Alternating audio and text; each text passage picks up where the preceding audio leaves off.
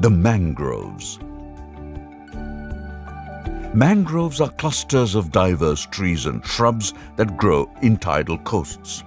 This tangle of groves, which are salt-tolerant, stabilize the coastline, reduce erosion from storm surges, currents, waves, and tides.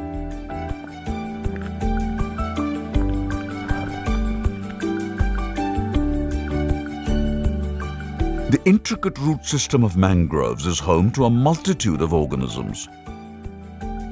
Sadly, more than half of the world's mangrove forests have been destroyed by flawed developmental activities.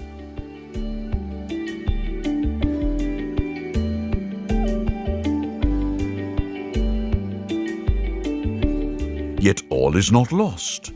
It is possible to reverse this damage and restore these vital biodiversity vaults.